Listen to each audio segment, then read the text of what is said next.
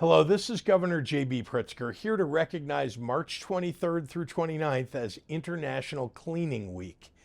This week and every week, we're saluting the hardworking cleaning professionals who keep our state sparkling.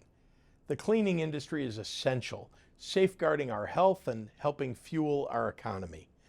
According to the International Sanitary Supply Association, proper cleaning and disinfection slash virus concentrations by 42%, and with proper hand hygiene, that soars to 85%. I want to thank the ISSA, which has been headquartered in Illinois for over 100 years and has promoted the employment of thousands of Illinoisans across 300 member companies in our state.